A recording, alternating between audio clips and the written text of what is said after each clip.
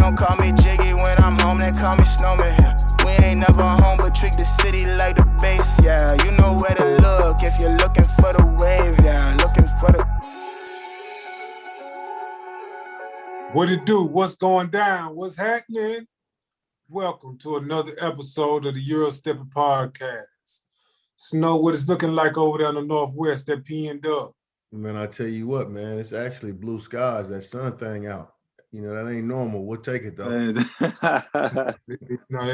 really ain't normal. So, enjoy that. You should sit outside because you'll never know when you're going to see the sun again. That's a fact. Snow, man, we got a certified bucket on the show today. Fact. That's a fact. Known for putting up big numbers and did it from the beginning.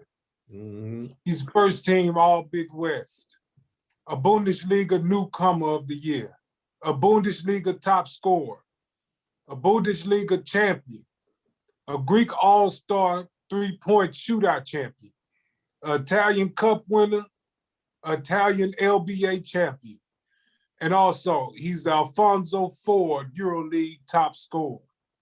Welcome to the show, Bobby Brown. Not confused what up? Bobby, we ain't familiar enough for us to be calling you LB on here, but they say that's your nickname. Where that come from? My auntie gave me that name when I was 5. My dad is Big Bobby, so she used to call me Little Bobby, so she used to call me LB. So everybody since then, close family then, and then all my friends now call me that. People that's been around since I was a youngin'.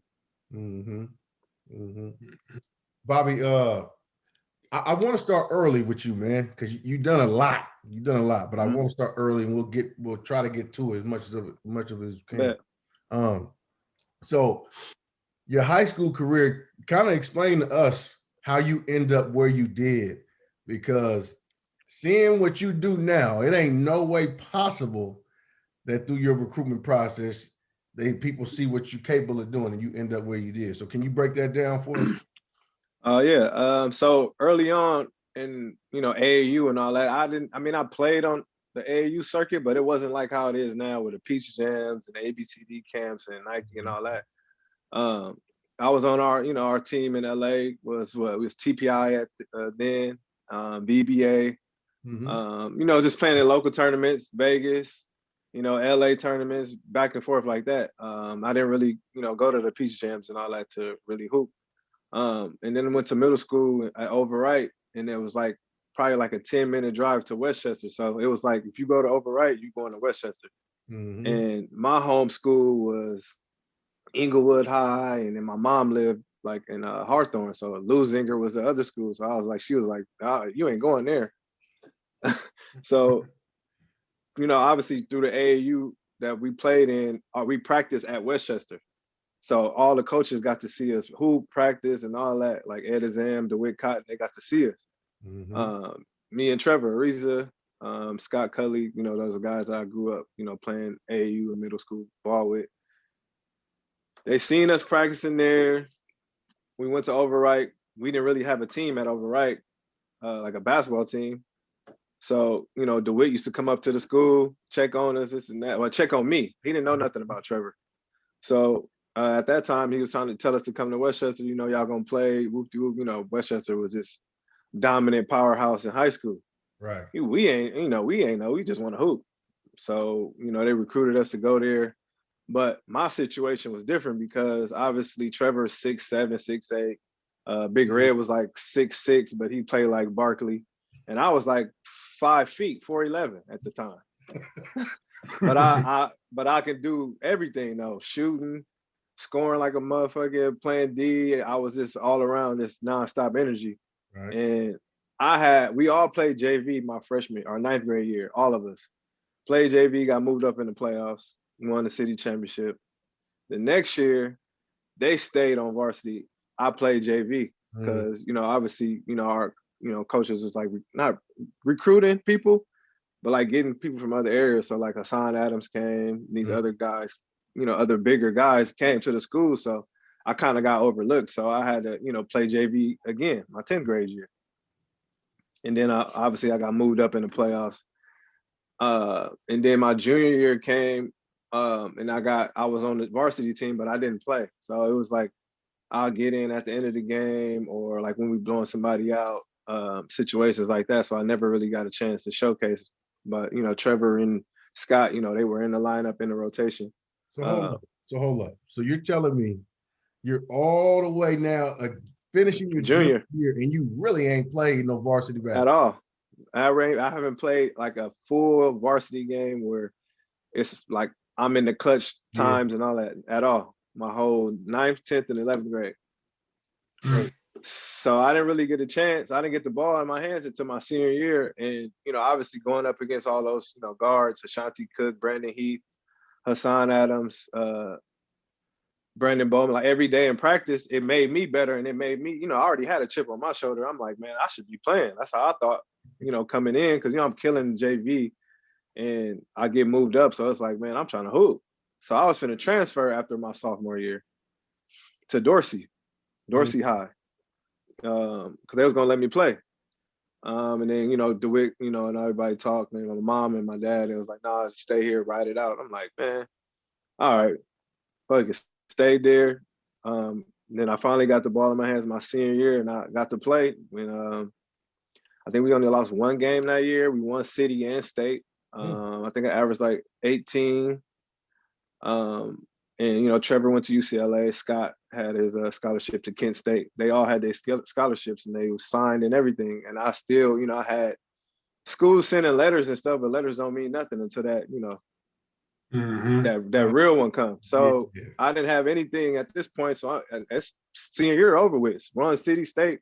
So I'm like, damn, what I'm gonna do now? So I had like offers to walk on at Long Beach State. And that was it. And then I was like, it was a chance for me to play in these tournaments in the summertime before college started. So it was like AAU tournaments still going on in the summer. So last chance, my cousin, last chance. Yeah, it was that last chance one. So I was like, I had to do something to get on. So I played in these local tournaments in LA, and I was destroying everybody. And I was playing with my cousin, and he was playing the 1, I was the 2, but we both shared it. But at the same time, he knew what I was trying to do. So he was like, I was just letting me kill. So I was getting 30, dunking on people. This is when I started dunking. So I'm dunking, catching lobs off the backboard, and how tall were you at this time? Had you grown a little bit yet, or what were you? I was like 5'10" at this point. I didn't grow to like 6'1" until my, going into my freshman year in college. Wow.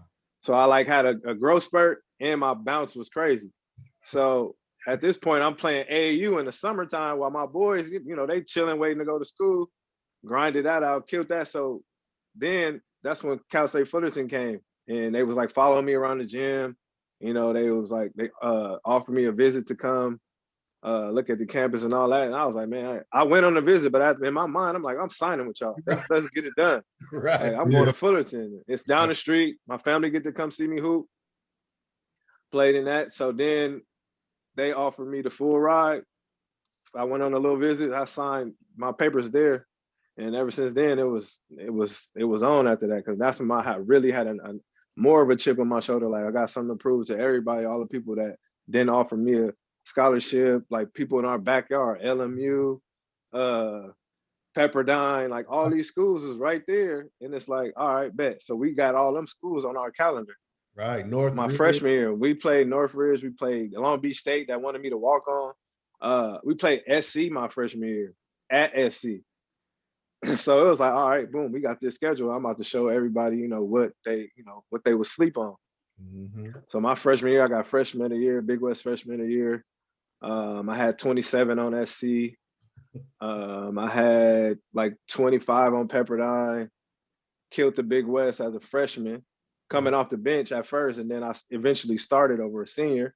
Yeah. So it was just like, all right, now it's my time to hoop. And now, we got our team together and this and that, going into my sophomore year. Because the guys that were already there my freshman year, they were players from, the coach that recruited them. The coach that recruited me was brand new. So we came in together, fresh. Yeah. So after that, we just kind of gradually every year picked it up. But my high school career, I didn't really get to play until my senior year. Gotcha. So you get through that, and now it's time for you to look at this draft thing. Where's your head at then? What are you hearing? What are you thinking? Talk to me. So, throughout my, obviously I got Big West freshman year, and this is when, Trevor was at UCLA, and he called me like, I'm about to enter the draft. What you gonna do? I'm like, what? Man, I'm not entering no draft out of Fullerton. I mean, I averaged 13 and a half. I think he averaged like 7 or 8. Right. He entered, but he went to UCLA. He got the name, like he Trevor Ariza. I was like, man, I'm staying to school, my boy. You got it. He got drafted second round and shit. He's still hooping in the NBA. And I praise him for that because he a dog. He been a dog since we met each other. Like we almost fought each other how we met. That's how we became, real close friends. But that my freshman year killed that. My sophomore year, every year, everything went up. My stats went up. My sophomore year, my junior year is when I was like, got the eye from like the NBA scouts because now we play. I think that's when we went to NIT. So we played Georgetown, Oregon State, all those teams, and I was killing them, putting up big numbers. And I didn't have an agent at this point, but he was, coming to games, checking in with me. And then my coach, my head coach is telling me about it as well. So after my junior year, I entered the draft, but it was like that test in the waters thing where you go to the camp, see, test your game against the other people that's coming out. So I went and did that my junior year, and then I came back to school. And then my senior year, I destroyed. I had to average 20 and 5, and did the whole draft process. Went undrafted, and I played summer league with Charlotte Bobcats. Had a good summer league, and then I got an offer to go play pro in Berlin, Germany, my first year out. Mm-hmm. That's a good look your first year out. Yeah, and I didn't know that. Coming out of college, like I ain't know nothing about no Europe. I'm like, man, going where? I ain't know Berlin. They telling me, man, Berlin is this. Berlin, like best top 5 city. This now. I'm like, man, I don't care about none of that. I'm trying to stay here. I'm trying to do this. And then once I got there, it was like, man, this is nice. They pay on time. Mhm. We had a good team and we won. So it was like it was a perfect situation for me, like as a youngin coming out of college, to get that experience. Because a lot of people don't get that. Like a lot of people don't get to go be on a big team like that in Europe, fresh out of college. No. So won't you elaborate on that? So when you figure out you going to Europe, right? Mm-hmm. Probably like all of us, we had no clue about Nothing. Europe at all. So tell me about those emotions. Were you nervous? Were you anxious? Did you want to go? What was going through your mental? I was definitely nervous because it was like, obviously I was spoiled from being home my whole everything. Mm-hmm. Middle school, high school, college, at home. Family get to come support me, talking to them every day, talking to my dad about my game, my mom, family members, everybody. So it's like, damn, I gotta fly all the way over here. It's freezing cold. The time zone crazy. I gotta, adapt to all that as a youngin'. And I'm like, man, I can do it. Fuck it. So me and my cousin, he came out there and lived with me. It started off rocky with me because of the time zone and being away from my family and friends. It's nighttime over there and it's daytime over there, and it was just like, it was rough in the beginning. So I was kind of frustrated. I was late to a lot of stuff because the timing, I was oversleeping, waking up panicking like, oh, I'm late, but I'm not late. So it was a whole bunch of that in the beginning. And I had a coach who was like, I had a Serbian coach my first year, and everybody know about Serbian coaches in Europe. Who was that? Was that Sasha? Yeah. No, wait. Sasha. No. I didn't. Oh, Sasha who? Abradovic? Yeah. No, I had Luka Pavicevic was my coach. I never played for Sasha, but I know who you're talking about though. He was in he coached in Berlin, but I had Luka was my coach. You wasn't trying to hear none of that lace stuff. So he was on me every day. Like every time I was late, I would have meetings with him at the coffee shop, telling me like he was basically like, because they could have easily like cut me. Like, man, get out of here. But he knew what type of player I was. He knew how much I loved the game, and he just worked with me. Like, man, he stayed on me every day. And I come in and thank him for that, because if it wasn't for him, I wouldn't have been the top scorer. We wouldn't have won the championship. And I wouldn't have been there, because they was cutting. I mean, people was getting cut. Like when Dejon Thompson was on my team. Yeah. He played for UCLA. They cut him right in the meat of everything when we about to go to the playoffs and everything. So it was like, damn, I mean, anybody can get cut any day. So that's when I started locking in, enjoying the city, enjoying the culture, and it made it easier that I had my cousin there too, because he always pushed me as well. So that first year was rough in the beginning, but it got easy, and then I adapted quick, and everything else went from there. Right. So you do that, you kill, right? You kill off, you win, you score like crazy, give everybody work, right? And now you're getting that knock, that in that call to go back home. Yeah. So once we, did all that, we won the championship. I think it ended like June 26th, I want to say. So I'm in crazy shape. I'm at the highest level at this point. And my agent, like, I got you a summer league with New Orleans. I'm like, cool. Be Scott the coach. Yeah. So as soon as I get home, I think I was home for like three days, and I went to New Orleans, and we started a little training camp there, and then we flew to Vegas, and then we had 20 players on the team. And summer league, everybody trying to get theirs. Yeah. Everybody trying to do all this. So at this point, it was me. Allende Ubaka was the other point guard. Oh wow. And I think it was another guard, but they didn't keep all 20. They chopped it down to like Cal. Yeah, they kept 12 of us. And it was only me and Allende was the guards. That was it. But he broke his foot right the day before the last practice before the game. Broke his foot. So he out for the whole. So I'm playing the whole game at this point. And Summer League is all about opportunity and being on the court. No doubt. So it was like a blessing for me, because it was like, ooh, I got the ball in my hands again for like 30, 35 minutes a game in Summer League. And I'm coming off of, winning the championship, rookie of the year, all this. All my shit is flowing at this point. So I'm like, let's hoop. So now I got DJ Augustine on the schedule. I got OJ Mayo on the schedule. I had it was a couple more guards that was on there that got drafted in that draft for that class in that summer. Man, I just went in there like, man, fuck it, I'm about to let everybody know, like, I'm trying to be here in the NBA. Like, I want to play here. Yeah. So Bobby, tell me this. Tell not to cut you off, but tell me this. No, you're good. Were there guys? You mentioned the guys that got drafted that year, but were there guys that you were going that got drafted in my class? Exactly. Yeah, it was there. Oh yeah, I had all that was on the menu. Everybody. I'm like, okay, cool.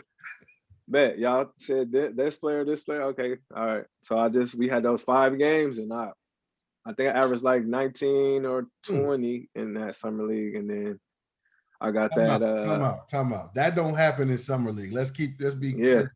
Dudes don't do those kind of numbers in summer league. You just can't get the consistency. You can't get the minutes. You can't. No, and then you won't. It'll be games where you play literally 2 minutes, typically 4 minutes, right? So it's just no way to do that. So for you to do that, it was just that timing. That timing was perfect, man. Like everything happened, like fell in my lap. Like he got hurt. Now the ball is just me, and then the other players on the team, and then we was rocking, and we was winning. So it was like, okay, he doing this and they winning. Like he can put up numbers and lose. Like, nah, my mindset was try to win every game. So what came and play? So all that happened. So summer league is over. I go home. Me and my agent, we talking, and then he telling me how summer league went. Teams was hitting them up, this and that. So I'm driving. Me and my mom went to eat lunch, and we driving back. I'm driving back to drop her off, and he called me. He like, I got good news and I got bad news. Which one you want first? I said bad for sure. He was like, Barcelona wants to sign you for 3 years, $4.5 million. The good news is Sacramento want to offer you a 2-year guarantee with a player option.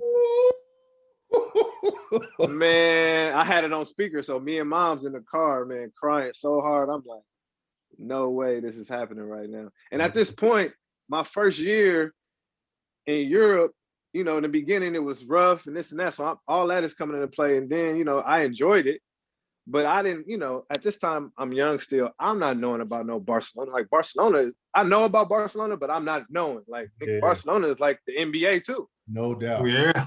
You put that jersey on, you good in Europe. Yeah. I'm not knowing that. Yeah. I'm like, man, we going with the sack, man. Let's get this done. Like, that's my dream. You know, that's where I want to be. And, you know, I went with, you know, the Sacramento deal. And it was just like, man, that day, just calling my friends and calling my dad and everybody, they was all happy. And it was like, man, we going to sack. And it's down the street. Mm-hmm. But it was like, man, all that hard work and, you know, just staying patient and not, you know, really like getting down on yourself because you didn't play as much in high school. And it's always a way, as long as you're a dog, as long as you want to get better, and they go see you wherever you at. That's dope. Yeah. So you do that. How you feel about how that first year went first, and then we can get into because you ended up leaving there and going to Minnesota. Back to Minnesota to New Orleans to LA. So kind of break some of that down. Just so my rookie year, I mean, you know, we had some OG vets on the team, and then it was a mixture of, you know, the rookies was me, Dante Green, and Jason Thompson. Yep. But that year, it was rough because, you know, Reggie Theus was our coach. And he was cool. He was rocking with everybody, especially rocking with the youngest. And in the beginning, we was playing. All of us was playing, getting burned. I knew when I was going in.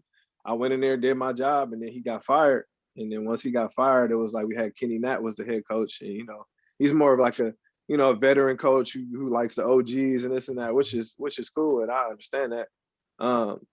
And, you know, I kind of fell out of that rotation with getting those consistent minutes every night. And it was just, how everything works. Like, all right, Bobby Jackson was the other, the OG guard at this time in Bano. So Bobby was getting most of the minutes, and, I just played my role. Like I continued to do my work, being in the gym first, leaving last, getting all my lifting in. I did everything. I was still young at this point, so I'm just like not knowing how everything works in the NBA. Like, cause you want to play, you still like be out there practicing, and you be like, okay, I'm really, killing him, but it's like, that's how it be sometimes. And I just had to sit back and look at everything at this time, but I'm still young. So I'm just in my mind, like I'm trying to hoop. Right. And not knowing that, this is how it works, is be patient, do your work, and this and that. And then, the trade thing came, I was knocked out in the house, woke up to like 50 messages like, yo, you just got traded to Minnesota. I'm like, what? I didn't know nothing, agent, nothing. All my friends and family was calling me like, you going to Minnesota? I said, what? Hell no.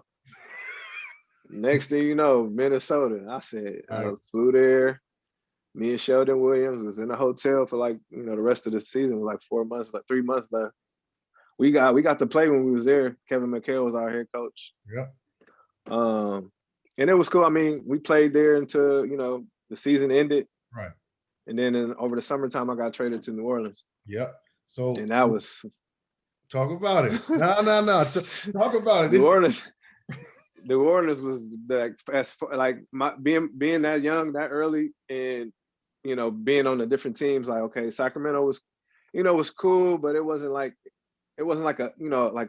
how teams are, like they a family, everybody brothers, everybody on the same page, everybody doing this, doing that.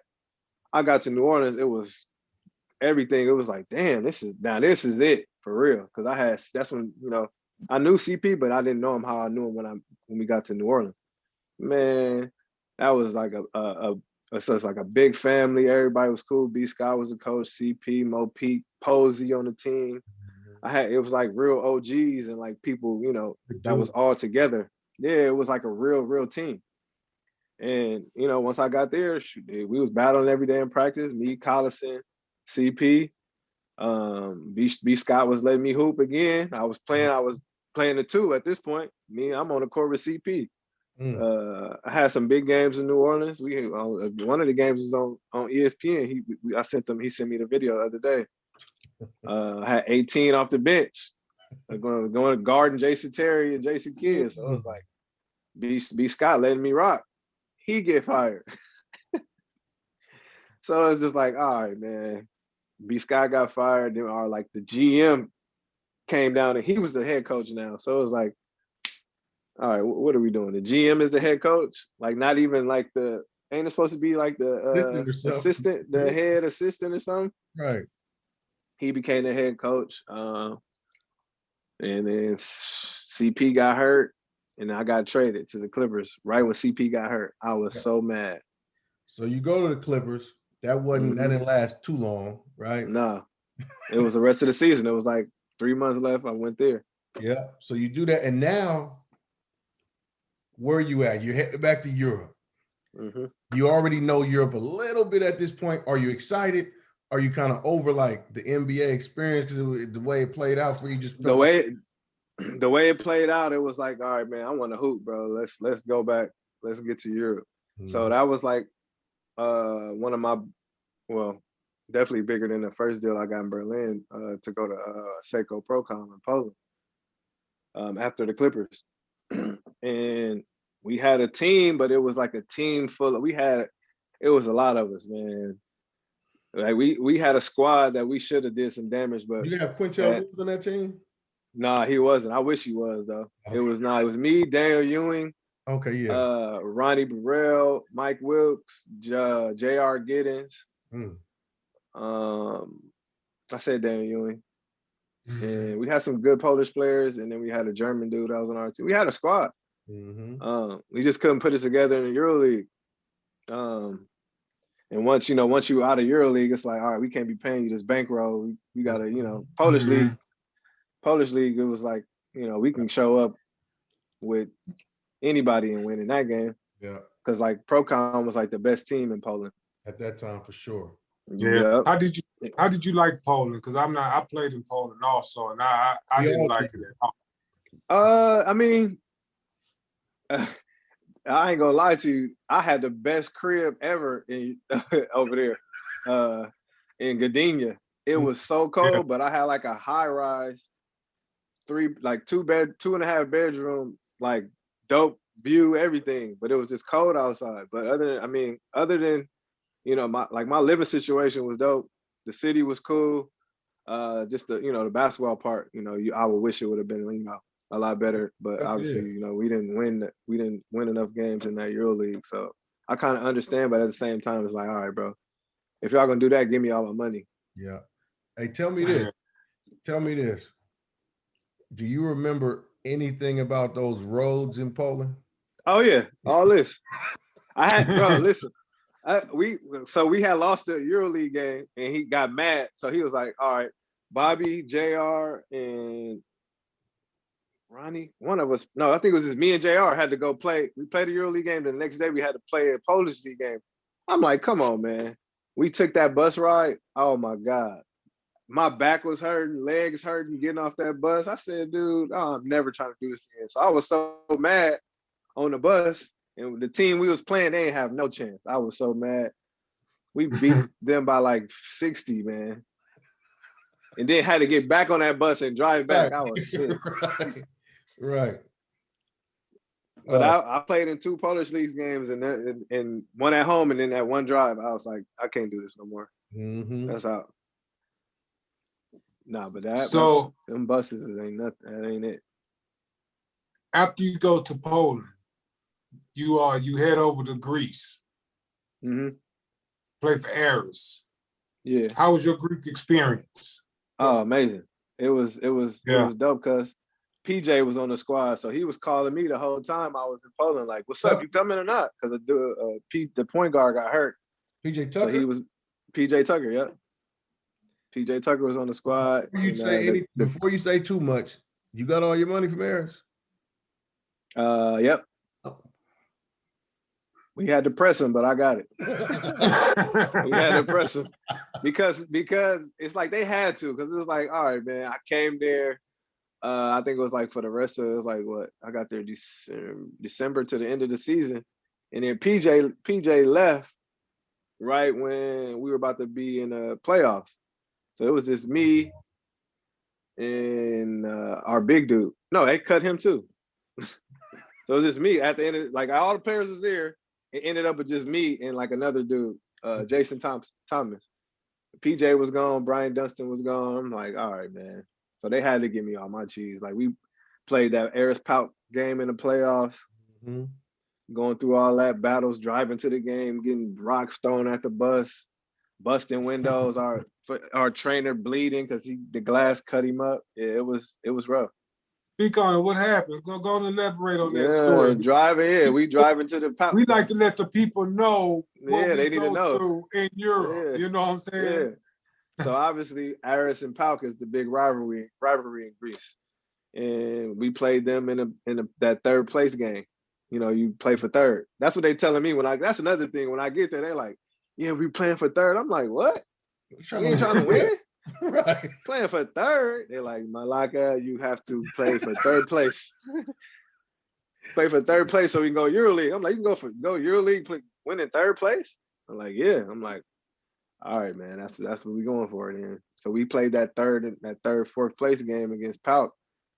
You know, they came to our crib. They did the same thing to them, throwing stuff, spitting on them, throwing batteries at the bench, everything. So we go to their game, so they ready. They know, like, okay, y'all, it's our turn now. So we driving, and once we get there, as soon as we pull up and like stop, and it's like the bus driver low key. I'm thinking he like, are you with them? He lined y'all up. He just lined us up right in the heart. Man, they was throwing stuff. Boom. Because at first I'm like, that shit ain't gonna break. And it was like boom, boom. And then somebody threw like a big rock or something. Glass shattered, cut our trainer face up. So he in the game with a big bandage on his face, taping people. I'm like, come on, man, it's ghetto out here, man. But that was my first because Poland, you know, the fans ain't really like Italian fans or Greek fans or Turkish fans. They not like that. So in Germany either. German fans are, you know, they be into the game. All you hear is drums and like people slamming like that type of stuff. But there, they really be into it. They want to fight everybody, which is a dope environment. Like that's how it's supposed to be, but not it's how they do it. Like they be doing too much. But I'd be like, damn, it's not that deep, man. But yeah, they broke the glass, cut him up. And that was my Greek experience. And I had fun though. The city was dope, food was good weather, travel was good. Right. All you do is take that one flight to Athens, all the teams over there. Right. Yeah.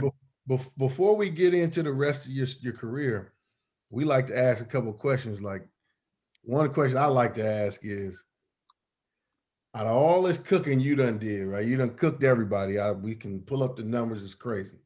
You won the EuroLeague top scoring honor and all of that, right? So you cooked everywhere. But who gave you work? I wouldn't say he gave me work. He had a good game, but we won. We played the Ma Mallet. Oh yeah, D Mallet. This is the second time D Mallet name has came up. Probably from Pooh, huh? Yeah. Yeah. I got the video. We was clowning Pooh. But he didn't fall. Yeah, he hit him with some moves, man. I was like, I gotta send Mallet some what your ones look like merch because that was all ones right there, my boy. But it was like a back and forth. We was going back and forth. You know, he hit a bucket, I hit a bucket. It was like that type of thing. I think we both ended up probably with like 20 something. But he can hoop. He was an OG then too at this point. Like he was, you know, older. You know, he'd been in Europe. He kind of knew everything. So I was just that youngin' in there, like playing fast, you know, trying to dunk everything. But I would have to say Mallet. Who else I had a fade with?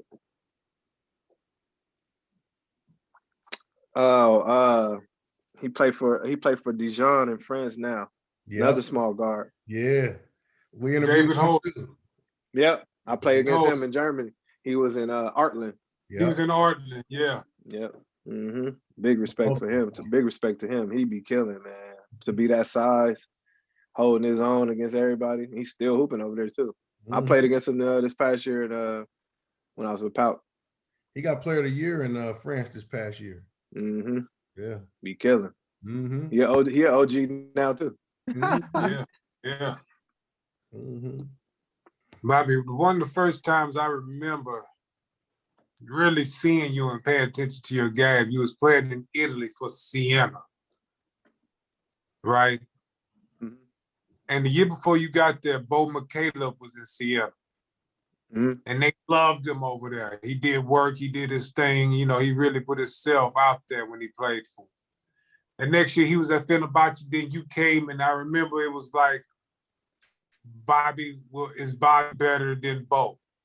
It was a conversation like that. You came in Fenerbahce. I'm sorry, but you told Bobby a new ass.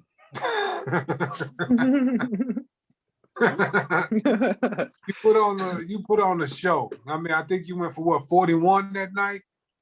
Yeah. Yeah, man, that was an amazing performance. Did you know that? Yeah, it was fun.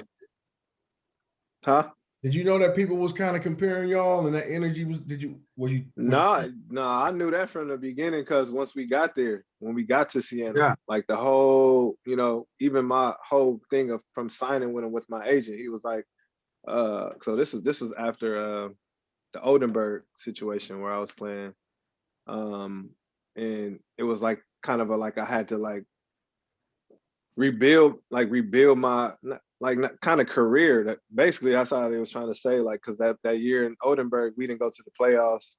Everybody was trying to say I'm selfish, this and that, when I averaged 17 and like 6 dimes. My coach was Krunic. Oh, okay. I played in Oldenburg too. Yeah, he was cool. He was real cool. He was a good coach. Like I said, we had a good team there too. We just, couldn't put it together. We was one game out of the playoffs and we didn't make it, and everybody was trying to put a bad name on me. And my agent was like, the only way to do it to shut everybody up is to go to Siena. And I was like, Siena? And then I started doing my research and I started seeing, I was like, oh yeah, they got him. I know about him already. And they had a squad. They did damage. They won chip and this and that. So it was like, oh, okay. I know they're gonna have comparisons and they're gonna try to make me like uphold everything, like to keep up with what Bo McCaleb did. And obviously we're two different type of players. And at that point, it wasn't no added pressure. It was just like, we just gonna go in here and hoop. And it was a brand new team, all of us, new coach. And our coach, he felt like he had something to prove because he was the assistant to Pigiani on that team. And he handpicked us all. And, I knew what the job was going to be. And it was comparisons, once we got there. Like all the media was like, can you, be Bo McCaleb? Can you do this? Can you do that? And I was like, I kind of like not shut everything up. I was just like, obviously Bo McCaleb is an amazing player. I got nothing but respect for him. He especially killed when he was in Partizan, when he made his name. And when they was doing all that stuff, I'm like, man, like I'm coming to the team. I'm trying to help him do the same thing he did. I'm trying to help win as well. Like I'm not trying to beat him out or, try to top. I'm just gonna play how I play. right. And we're gonna see how it goes. Like stop. Why y'all trying to do all that right when we get here? Y'all know we got a new team. We already got a mountain to climb anyway. Like all of us. It was like everybody's like, I mean, I played EuroLeague, but I played those 10 games. And everybody else, only other person that played EuroLeague experience was Moss. So Daniel Hackett was new, Matt Jennings was new, Sonny Keys, like all of us. We was all, low-key rookies to the EuroLeague to play a whole season. But we had those comparisons early on. Like they was trying to put all the pressure on us in the beginning. And we was just like, man, we just finna hoop, man. Right. But so you see, you're running the Bo. And you like, man, we're gonna resolve this once and for all, man.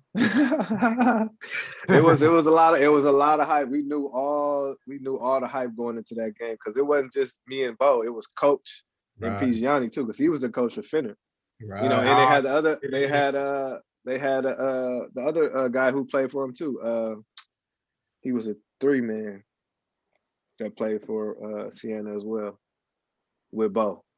What's his name? Kind of like not African, but he was like whatever he was. But it was him and Bo and the coach. So now it's me, coach, and Hackett or Janning or anybody. And they was trying to make that, big deal. We didn't go into it being like, man, we finna shut all this up. We just like, man, we just about to go try to win. Coach put us in the right spots to be successful. And we went out there and them fans was mad at us. They was mad, but man, we went out there and we was hooping. It was fun. I had it going from the beginning to the end, and my teammates, was feeding off of me. They was making big shots and making big plays. So it was like all that happened in that arena so fast. Like that game, it went by because we was down the whole game into the end. I needed all them buckets. We needed every bucket from everybody. So my 41, like Moss 13, like Matt's 8, the DH is 12. Like we needed all that, and we was a team. Came out of there, man. They was waiting out the bus. The fans was mad. I never see my Twitter have that many messages on my mentions after that game. I had like 200. Never had that many, and it was a lot. It was a lot of people, like Turkish fans, like rolling with me, and there was a lot of them saying like crazy stuff. But a lot of it was like, come to Finner, like this and that. I'm like, man.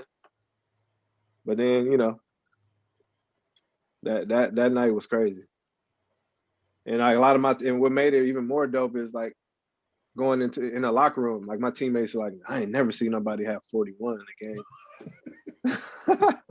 Moss told me that. Moss was like, man, I ain't never seen nobody have 41 like that in Europe.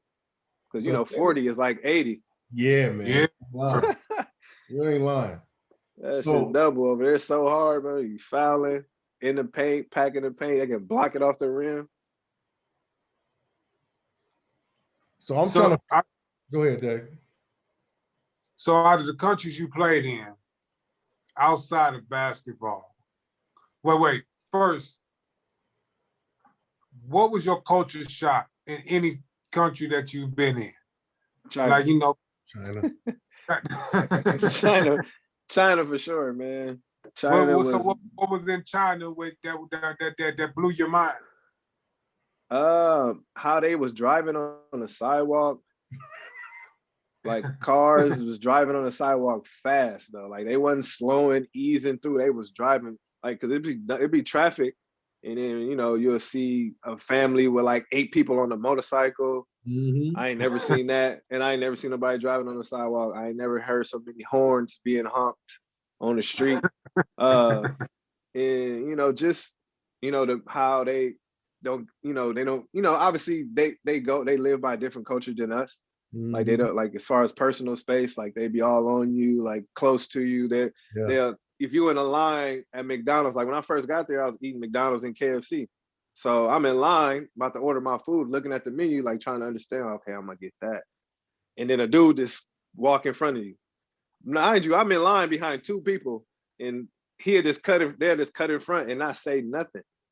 And I like me and my cousin was just looking, my cousin kind of like, he with whatever. Right. So he like, man, what you like? He pressing. I'm like, bro, hey man, just let him go, man. Like, obviously, that's how they do stuff. But China for sure. But I had a great time in China though. But it's just that first year, it was just everything was different. Like, coming from Europe, every culture in Europe, is different, and everybody's cool. But when I got there, just the language barrier was crazy. All the stuff in writing, like we didn't get to drive in China. We had drivers, so that personal space, and then that driving on the sidewalk, you be in a taxi, like, ooh, like hope you don't get hit by nothing. I'll be like, damn, man, get me out of here. I ain't never seen just that sidewalk day. That is crazy. I ain't never seen it. When I seen it, I said, y'all can do that. I said, they don't care. You don't see no police pulling nobody over, nothing. But China for sure was the culture shock for me. So you do China, right? And then you end up coming back to Europe, right? After China to Istanbul, right? Yeah. Yeah. Tell me this. I wanted to ask it. I've always wanted to ask dudes this. What brand of hoop do you prefer? Europe. Do you? Yeah. I like Europe. Europe is super competitive every day, and you got people that play the right way, and it's just that atmosphere, like the fans and just being around it. Like in China, it'd be packed games, but it's not like the same atmosphere as you would get in Europe. Yeah. They be into it, yelling and screaming in China, but the fans in Europe just super passionate. Yeah. You got those rivalries. Like we ain't have no rivalries in China. Like that Olympiacos, Panathinaikos rivalry, that Pauk, Aris, those, that's the type of stuff you live and want to play in games like that. Yeah. So I would say Europe for sure, man. Definitely Europe. Out of all the places you've been, which would you say is the best spot to live in? Which? The best spot to live in? Oh, Yeah. Athens, Greece. Oh, word? Oh yeah, Athens. Athens, Greece was that you said to live in.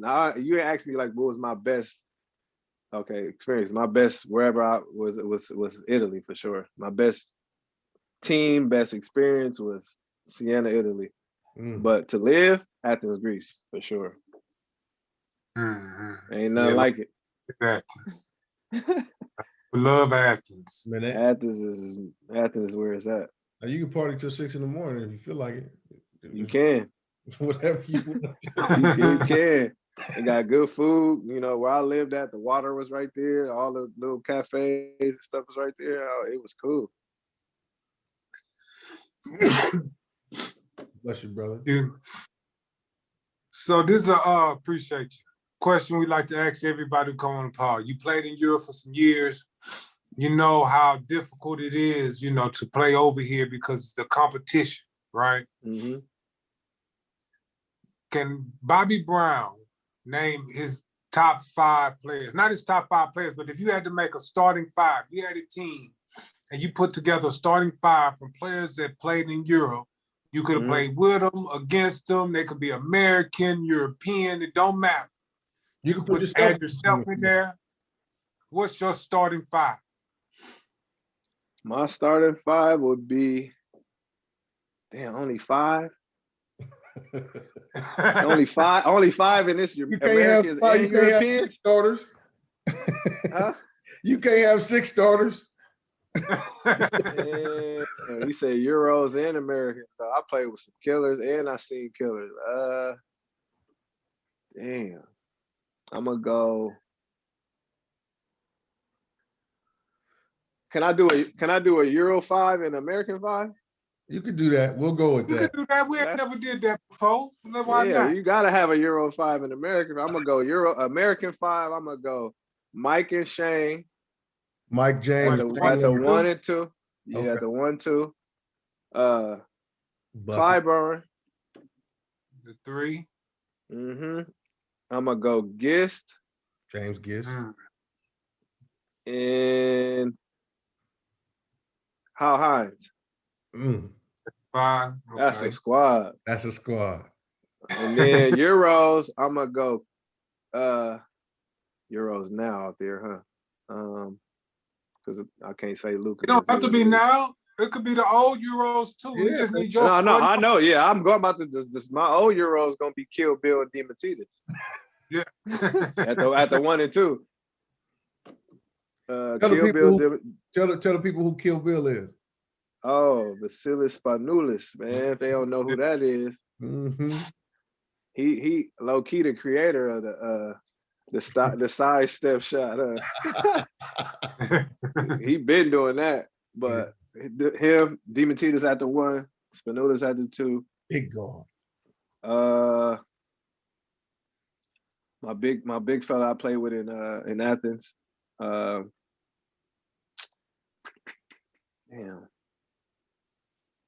He went with 2 Greek. Euros.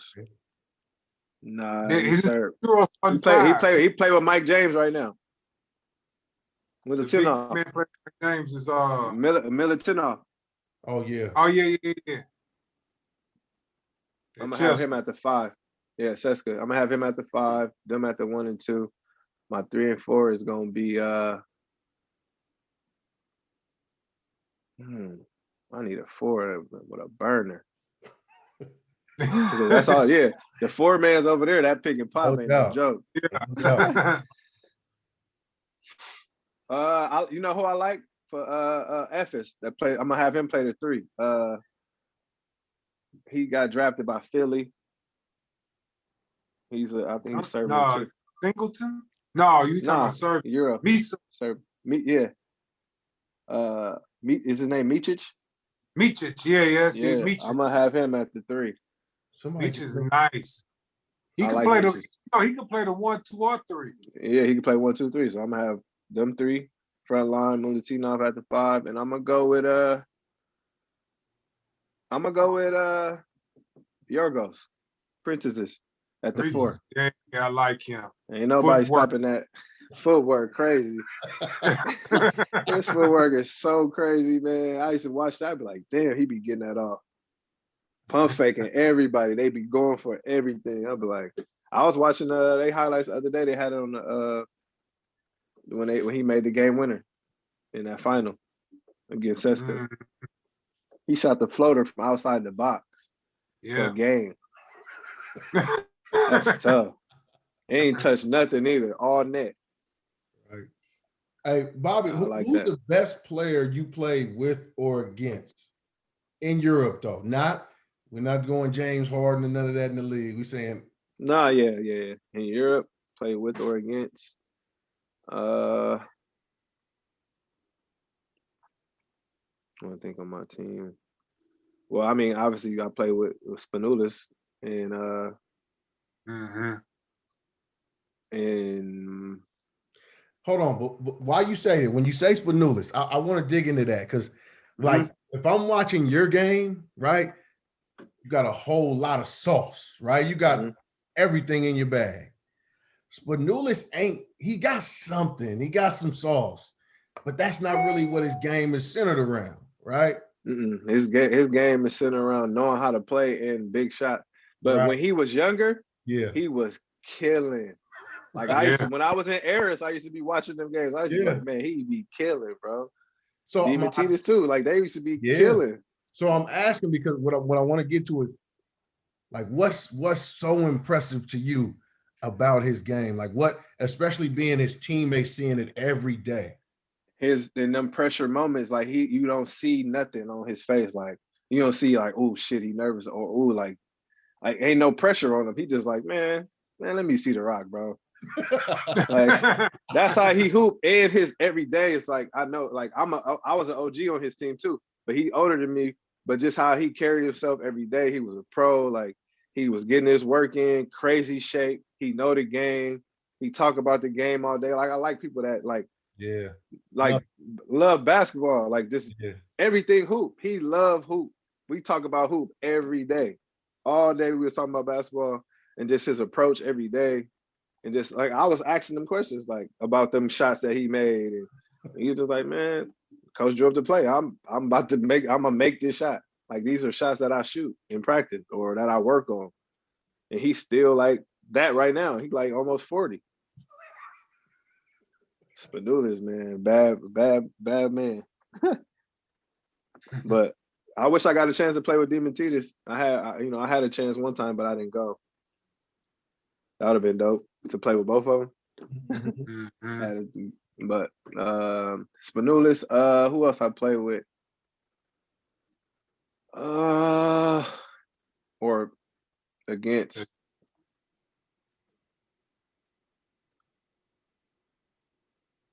That's crazy. I didn't play Mike James in Europe. Tell me this as you think of that, what's the best thing? You talked a little bit about the rivalries and that how big that is, but what's the best thing about being on these bigger clubs?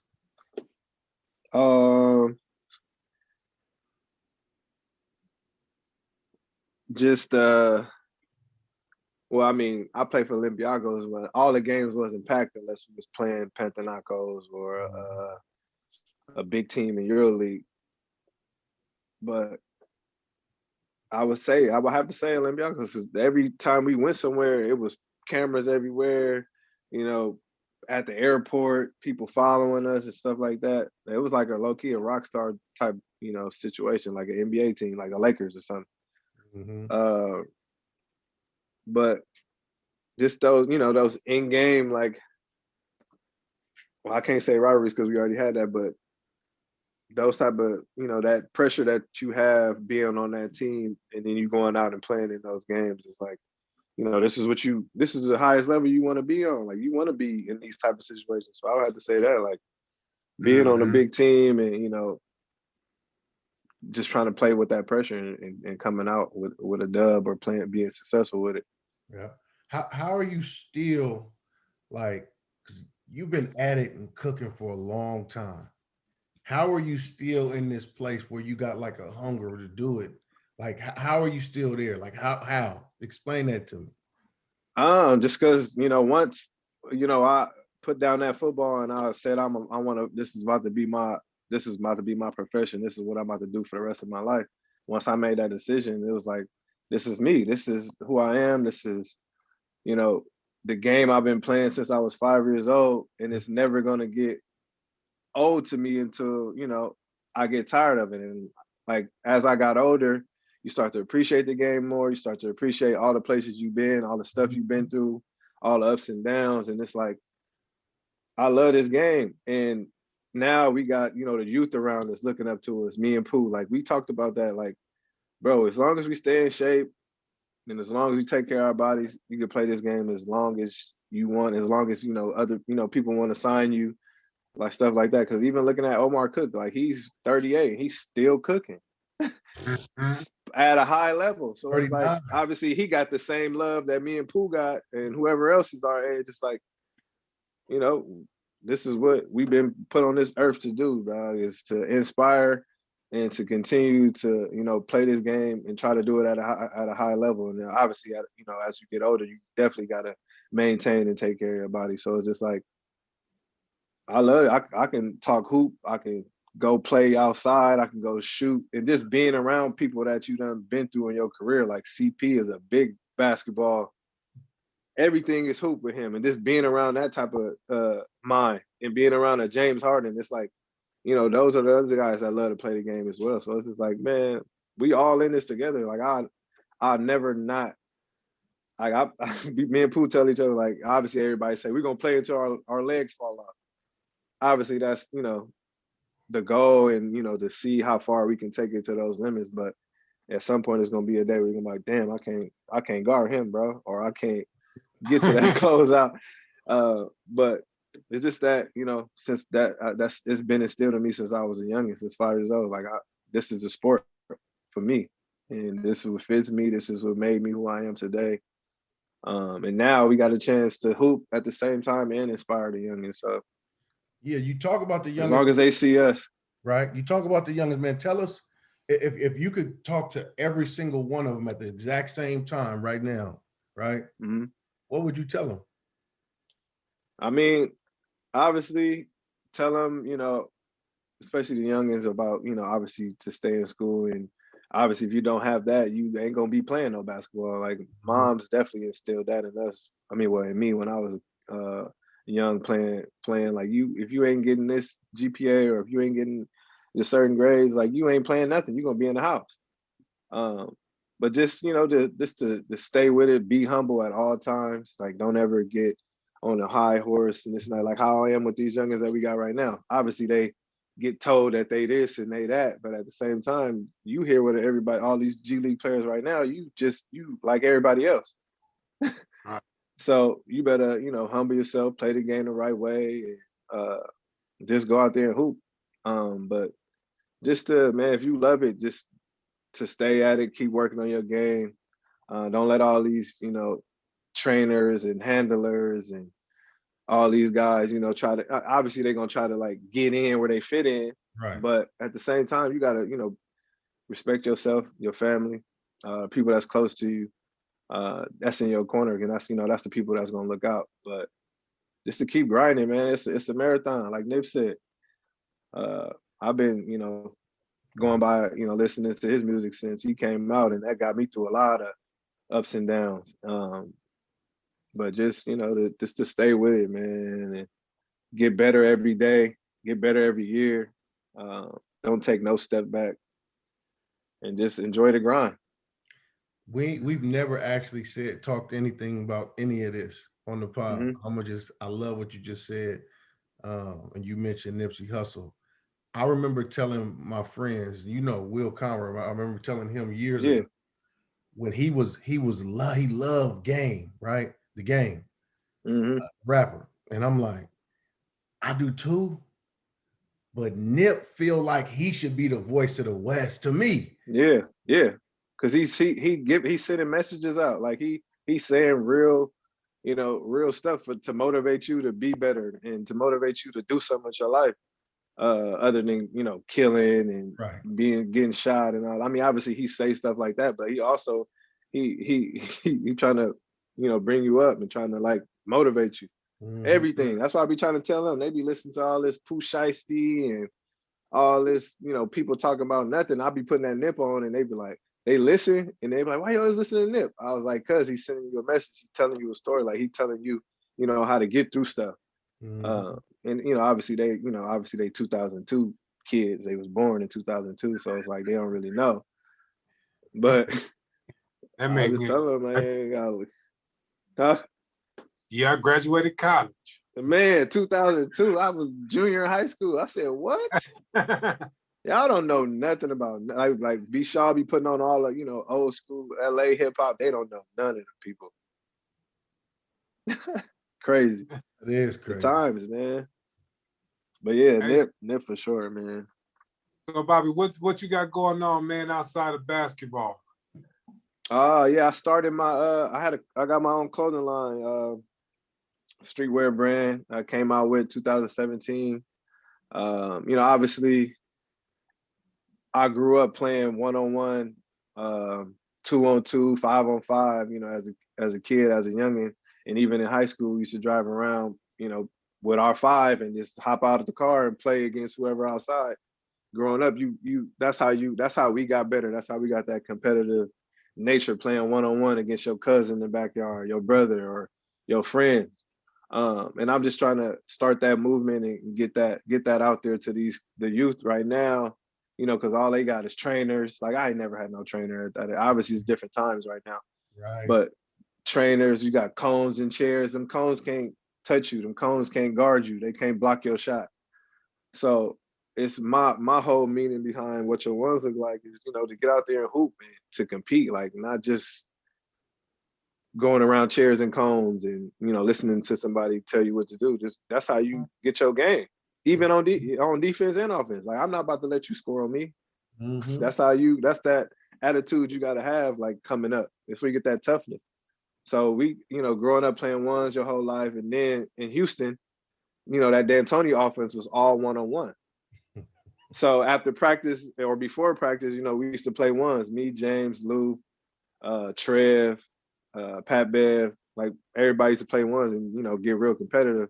So me and Lou was on the bench, and James had ISO, or whoever had ISO on the court, and Lou was like, "What your ones look like?" He said it loud, and I was like, and then so we both started saying it. So every time we started saying it, and then once that season ended, I threw it on a T-shirt. And then as soon as I threw it on a T, Lou was like, "I'm buying all of it." He like, "That's hard." He was like, "Yeah, that's it right there." And did that, in the beginning, threw it on a T. And in the beginning, I wasn't trying to make no money from it. I'm just trying to start the movement. Like I'm handing tees out, handing hoodies out at this point. And then it was blowing up. James wearing it, warming up in the game at the Staples. DeMar, like CP, once they start wearing it, my business partner like, "Man, we gotta make some cheese off of this. Like, we just gonna have shirts and then not do nothing with it." So we did it. I got my website, bb6.com. And we've been going strong every year trying to put out new stuff. Right now, we're working on trying to go global right now with with the brand. I'm trying to get it over in all the places I played in, Europe, Asia, Africa. I'm trying to get it everywhere. So we trying to, that's what we're working on right now, getting stuff ready for the summer. But yeah, man, what your ones look like, man, I got to send y'all some stuff. Yeah. To send me y'all sizes. You got some big and tall stuff? I got everything. Yeah, we got all that.